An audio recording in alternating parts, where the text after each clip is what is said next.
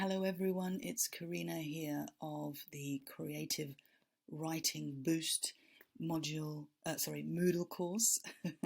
And I wanted to showcase a particularly interesting tool called Amanote. In order to do that, I've set up a task that I'm likely to use in my course, but this is just a practice one for now. I'm calling it a reading task. I've added a resource, a file, and actually when I click on that reading task, it opens up to a PDF, which is actually something that I wrote in response to a picture prompt. Anyway, there it is, just to let you know. It's kind of like a little story, and the task itself is to read and share your thoughts about the story with a partner using a collaborative reading tool. And in order to use it, we just simply click on Amanote, which is distinct by its green, as you can see, this green icon.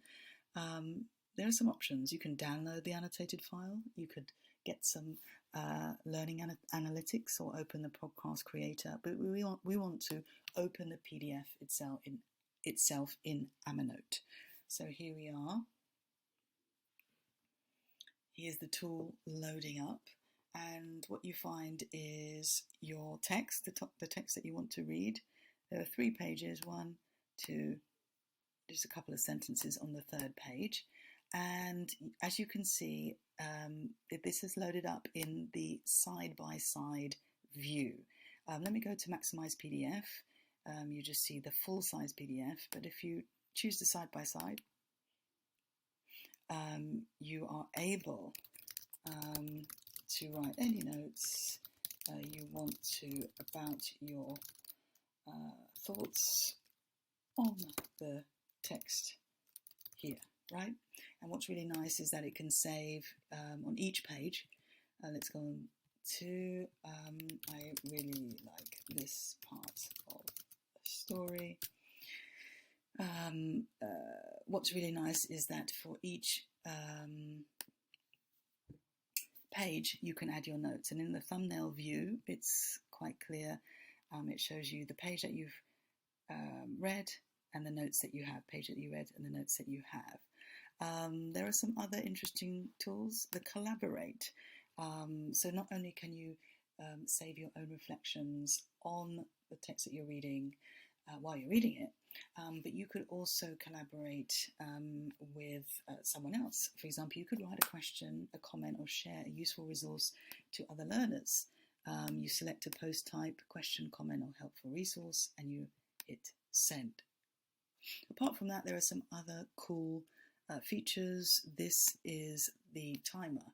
You can actually start the timer, and if you're ever interested in how long you take to read, or if you wanted to set yourself a certain time to read, you could use that. You can stop the timer like that, and you can hide the timer like this.